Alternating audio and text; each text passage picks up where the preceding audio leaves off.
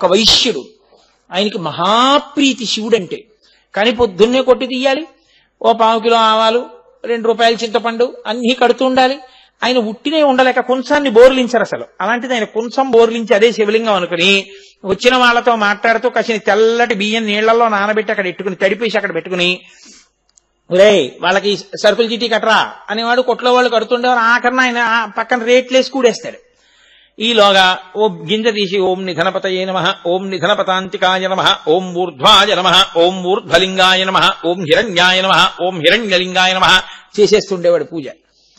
కొన్నాళ్ళకి ఆ కొంచెం శివలింగం అయిపోయింది.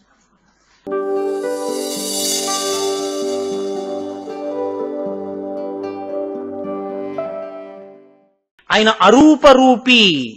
ఎందులోంచి వచ్చిందో, ఎందులోకి వెడుతోందో, ఏది నిలబడుతోందో చెప్పమంటే ఎలా చూపిస్తాం? ప్రేమ చూపించగలవా? దయని చూపించగలవా? కోపంతో చేసే పని కనపడుతుంది, కోపాన్ని చూపించగలవా?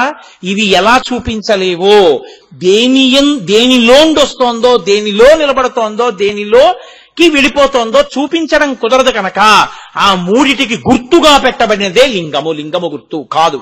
లింగం ఎందులోకి లయమైపోయి ఎందులోంచి బయటికి వస్తోందో అదే శివలింగము.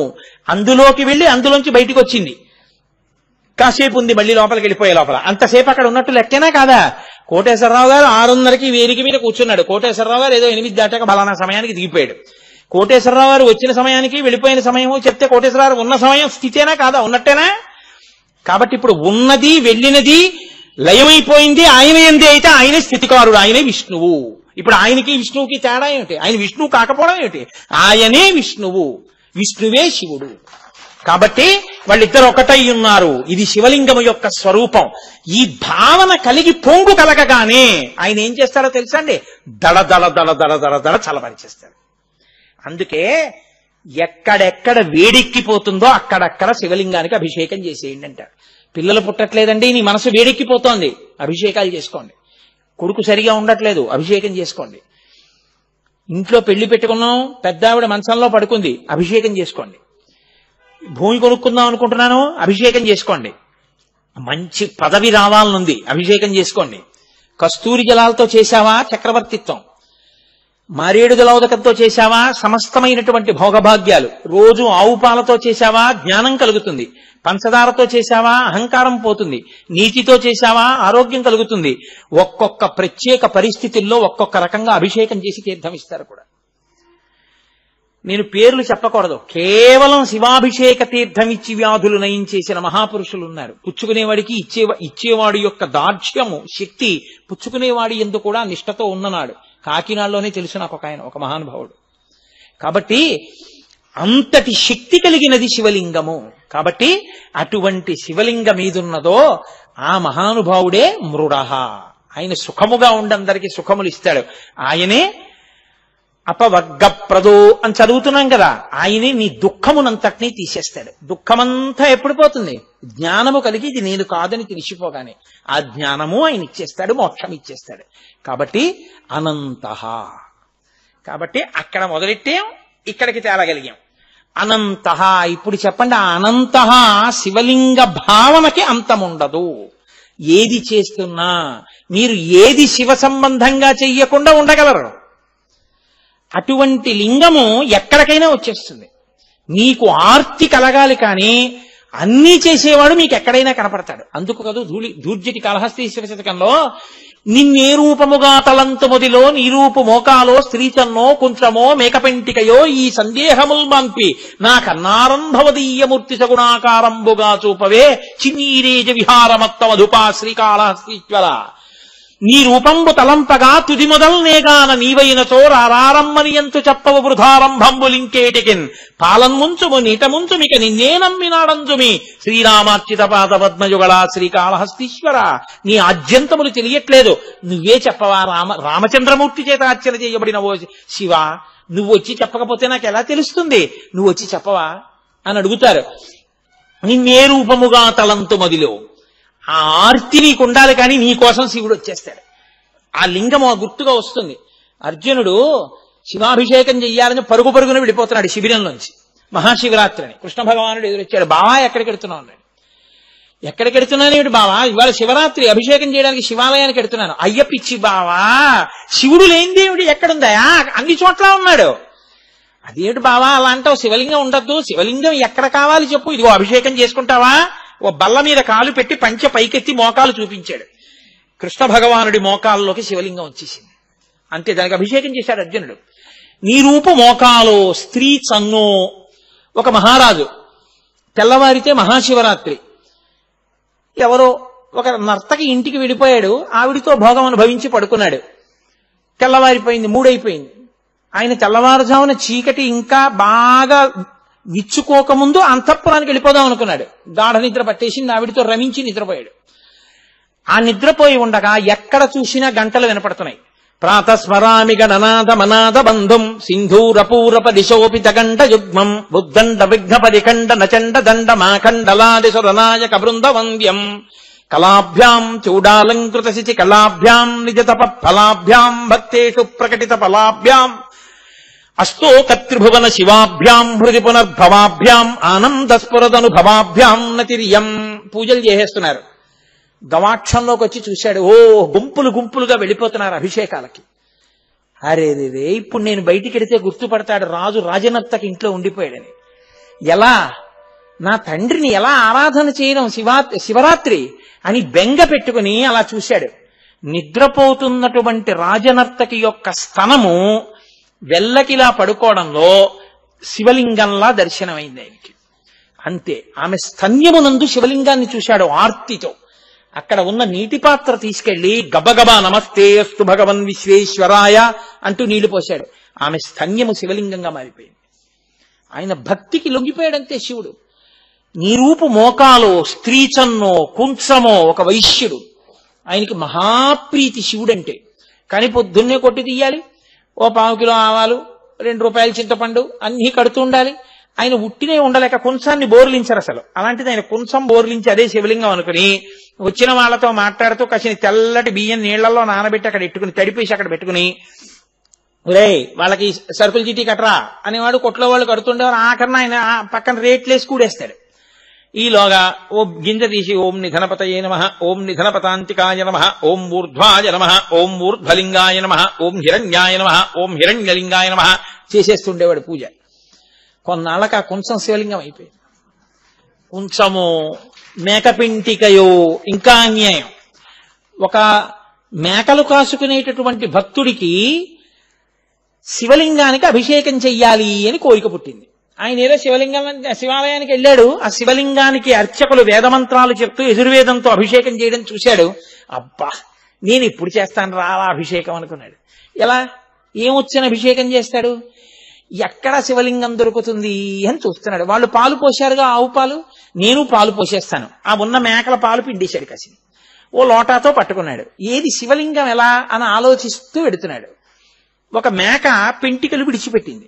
అది గుత్తి కింద పెంటికలన్నీ వదిలేసింది. ఆ పెంటికల ముద్ద కింద పడి దొల్లి దొల్లి దొల్లి దొల్లి ఒక పెంటిక అలా నిలబడింది. అతనికి దాన్ని చూడగానే శివలింగంలా కనపడింది. ఆ చిన్న నల్లటి మేక పెంటిక అంటే దాని మలంలో వచ్చినటువంటి ఆ పూసల సమాహారంలో పూస. అతను వెంటనే దాన్ని అబ్బా శివలింగమే నల్లగా అలాగే ఉందని ఈ ఆవు పాలు పోస్తూ శివ శివ శివ శివ శివ శివ శివ అంటూ భక్తితో పోసేశాడు. అతని భక్తికి ఆయన ఆ మేక పెంటిక శివలింగం అయిపోయింది. కాటము అంటే మేక పెంటిక, కాటములోంచి పుట్టాడు కాబట్టి కాటేశ్వరుడయ్యాడు. మోటుగా ఉందని కోటేశ్వరుడు అన్నారు.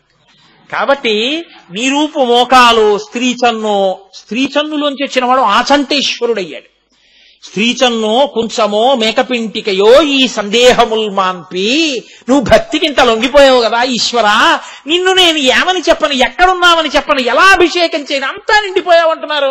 నాకొక్కసారి ఈ కళ్ళతో చూడాలనుంది శివా, నిన్ను ఒక్కసారి కనపడవా, దీంతో చూసేటట్టుగా నాకు కనపడవా, నా కన్నారం భవదీయమూర్తి సగుణాకారంబుగా చూపవే చిన్నీరేజ విహారమత్త మధుప శ్రీకాళహస్తీశ్వర అని దూర్జటి గుండెలు బాదుకుని ఏడ్చాడు, నాకు దర్శనమిమ్మని.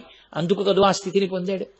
కాబట్టి శివుడు శివుడే, శివలింగం శివలింగమే. కాబట్టి అటువంటి మహానుభావుడు అనంత అపవర్గ ప్రద, ఆయన మోక్షం ఇవ్వగలిగిన వాడు, మృడ సమస్త కోర్కెలు తీర్చగలిగిన వాడు, అటువంటి శివుడు. రేపు ఇంకొక నామాన్ని చెప్పుకుందాం. ఇవాళ ఏకాదశి నాటి ప్రదోష వేళ. అటువంటి రోజున చక్కగా మనం శివలింగావిర్భావం, ఆ శివలింగ వైభవం గురించి కొంత మాత్రమే చెప్పుకున్నామని మనవి చేస్తున్నాను. రేపటి రోజున దీనికి కొనసాగింపు ఉండదు. వేరొక నామాన్ని మనం స్వీకరించి ఈశ్వరానుగ్రహంతో వ్యాఖ్యానం చేసుకుందాం. అష్టమూర్తిరనేకాత్మ సాత్విక శుద్ధ విగ్రహ శాశ్వత ఖండపరశు అజపాశ విమోచక. చాలా గొప్ప గొప్ప నామాలు.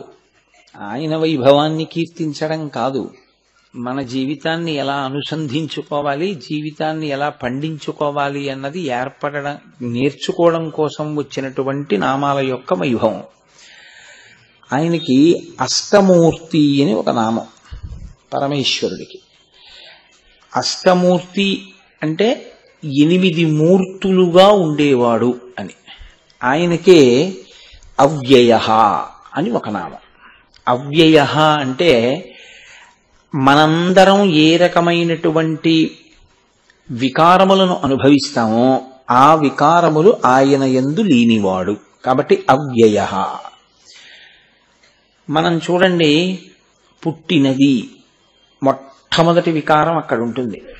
అసలు ఒక శరీరాన్ని తీసుకుని ఈ లోకంలోకి వస్తాం కాబట్టి పుట్టినది, పుట్టినది ఉన్నది, ఉన్నది పెరిగినది, పెరిగినది తరిగినది, తరిగినది మార్పు చెందినది, మార్పు చెందినది నశించిపోయినది.